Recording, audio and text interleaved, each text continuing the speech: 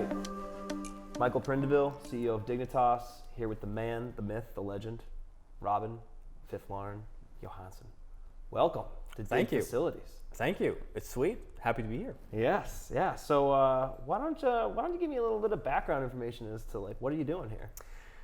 Oh, what I'm doing here in the Dignitas office, huh? Yeah. Well, turns out that you kind of get bored of doing the same thing for a long period of time. And one of the things that always comes back is, your first love, which is Counter-Strike. And for me, I think that after leaving Twitch, thinking about what I wanted to do, one of the things that I did want to potentially do was coach a team.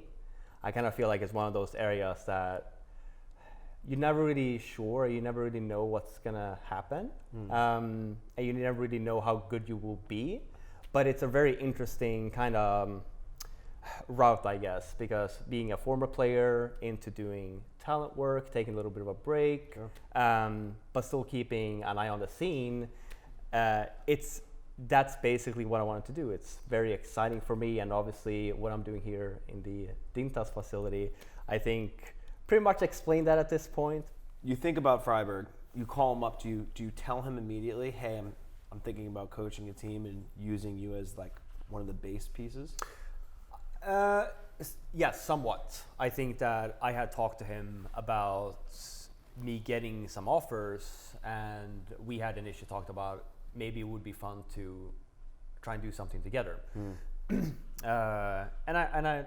I agreed. So he was getting offers from other teams and was kind of like holding off, thinking like something might be happening. Yeah, he was getting some offers from some other teams, but I think that when we had talked, I think that there were more opportunities for him, rather than the ones he was getting. For example, when we were briefly talking, we were talking about potentially making a North American roster. Maybe he moves to LA, Maybe he's my roommate again, sleeping on the floor. You never know. Worked out well before. Yeah, exactly, right? But just having that as, that's kind of how we started off. It was actually Freiburg that had initially said, what about Exist? And he says that, right? And obviously there's history, and at this time, Exist is still currently an active player in Fnatic. And we talk about it, and it's funny because I think that one of the things that made NIP so good was that we also had two in-game leaders. We had me and we had Exist, and we had two very different styles of the game. Exist is very much individual performances, basic, just go and kill them, and fast play, kind of reading the opponents. Mine was a little bit more structured. Mine was a little bit more, let's look at how the other teams play, let's adapt. And I think that really helped us, because I think that on the base of things, when we were just rolling, Exist kind of calling was really good because he just kept the momentum going. Yeah. But just the fact that, even if we were struggling a little bit, there was always like a fallback plan. There was always something. And I think that that portion was a very important piece of the NIP puzzle. I think that piece just went missing. And and I think it went missing even more so when Exist left. I think that when people talk about Exist and how he is as an in-game leader, I think that I understand that people criticize people. Obviously, like if you're not winning, you got to criticize someone. But I think that for people that doesn't really know Richard and stuff like that, he's one of the smartest minds you will probably ever meet. He's very quick thought. He thinks really. He thinks on his feet. He's just very quick to come up with a solution. And I think that him as well, when he was the one who ended up having to leave NIP, getting this little new chance, I guess, in Fnatic, even if it didn't go all too well, I think that, like I had initially said beforehand, I think that people just needed a break. Yeah. I think it's really difficult for an in-game leader to always feel like you are on top, to always feel like I have the motivation to do this, to feel like, I'm coming up with new things. I think that you kind of need that clean break. And I think that for Exist, I think Fnatic was just that. I think that this is exactly what he needed. I think that he needed a team that, they were individually strong, but they didn't really get it to work, maybe the way he wanted it to be. And I think it was needed because now all of a sudden you have a very hungry in-game leader that has a lot to prove. And that makes it exciting. That makes it, like, he's not done yet. He's like, no, I can do better than this, right? Now Exist makes sense. Now I have an in-game leader, and I have a secondary in-game leader because Farberg used to call a little bit heroic, and it was the secondary caller, it was mid-round caller. Yeah. Now I have the base. Now I have my game leader, I have myself, and I have my secondary caller, could also be an entry fragger. I think Farberg also has experience now with lurking. Now it's just 3 more pieces, 2 more offers and an upper. And the next 2 that comes to mind is Get Right and Forest. And I think that when we had initially talked about it, me and Farberg had joked about it. Wouldn't it be fun to do this, right? I think that we both kind of just assumed that it would just be impossible, just based on where we were at the time. And especially knowing, different people in different parts of the globe, tied to different teams. Exactly, like, oh man, Adam, so what you're asking me for is you want me to coach from the US, full Swedish roster of 2 people that is completely locked in an org that shall not be named. I've named them a few times now, but they're locked in an org, right? Sure. It's exactly. And pretty safe to say as well with the background that I have with the org, it's very apparent that it's probably not going to happen. Was the initial assumption. But then Farberg talks to Get Right, and he's like, that sounds really fun. It sounds like something that could be really cool. And one of the things we haven't talked about Get Right yet either, when you think about it, and everyone, for Get Right for me is, you have a player that has been the best player in the world for several years. A guy like that doesn't just drop off of the face of the planet. It doesn't happen, right?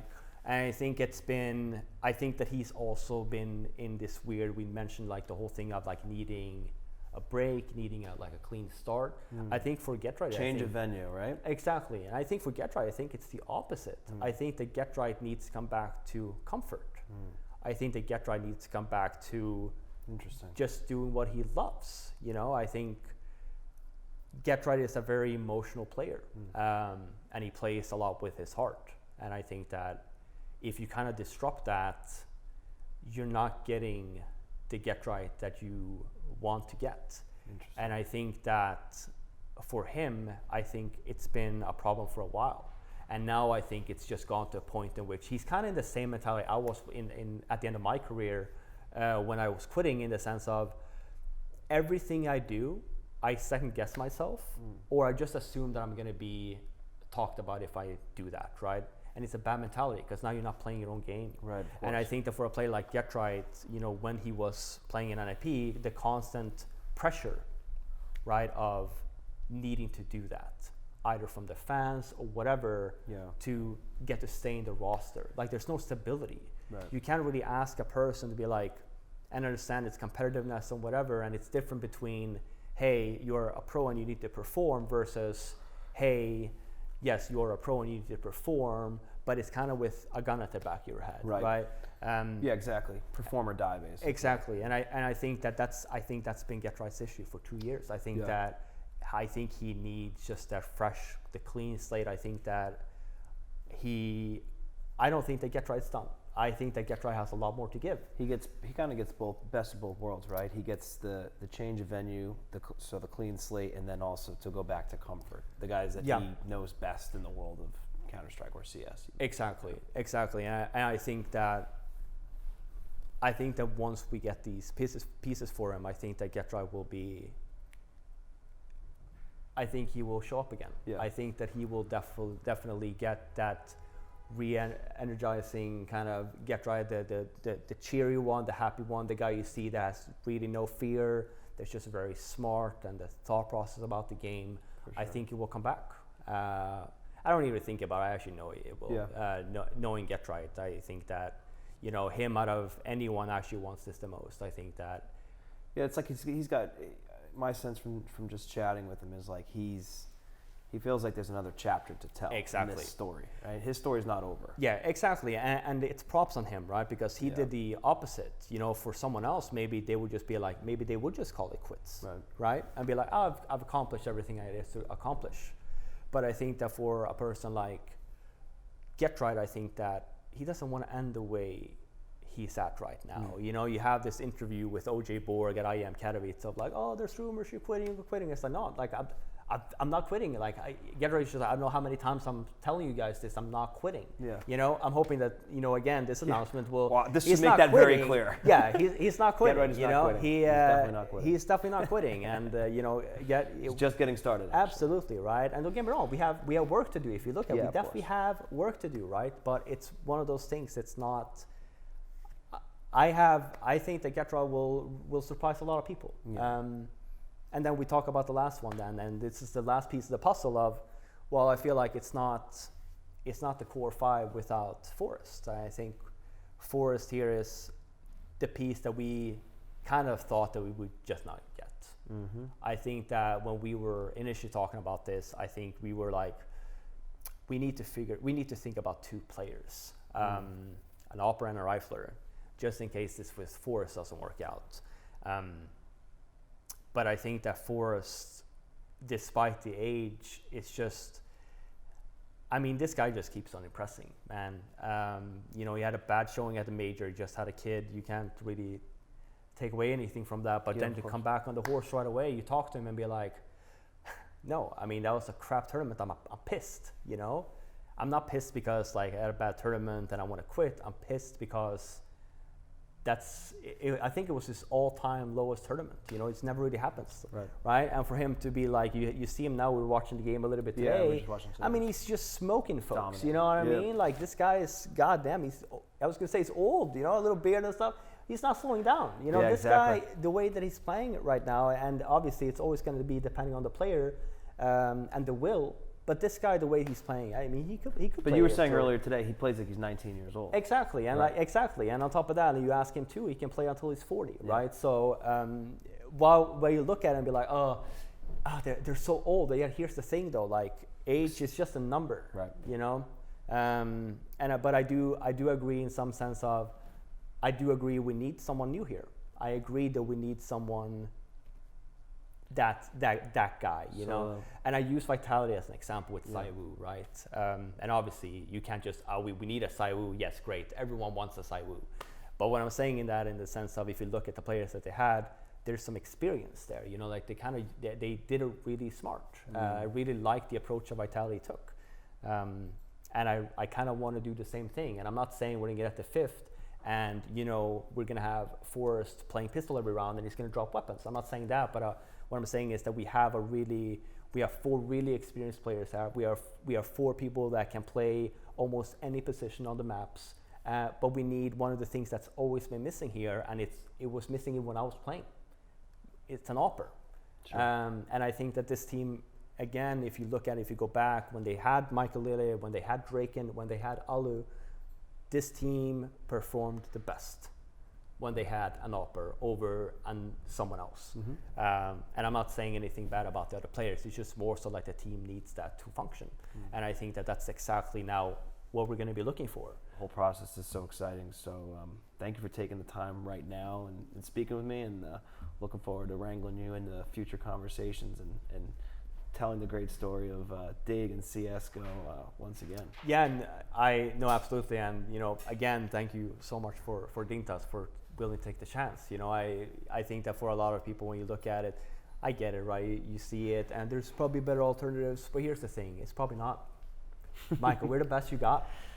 We're the best you got. And I have confidence that we can bring you guys back to that major level. And I know that you guys still, having spoken to you guys, like I know that desire to get there is there. It won't be easy. There are tough teams, but we will provide you with the best facility, the best management, the best care, and everything you guys need to reach those goals. And like, let's entertain the fans along the way, and let's, again, just work hard, get results, and have fun. And that's all we can really ask for. Yeah, no, absolutely. And one of the things you mentioned, entertain the fans, that's something that we are definitely putting a little bit more focus on. That is.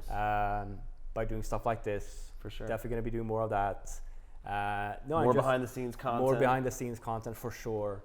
I think that in a lot of cases, one thing we do poorly in gaming in general is really showcasing the profiles that we have, and I think it's one of the things that I really want to also put the focus on in some degree. So now it's going to be great. Yeah, for sure. Exciting times ahead for Dignitas and for Fiffy and for all the guys that are coming on board, and more content to come in the future.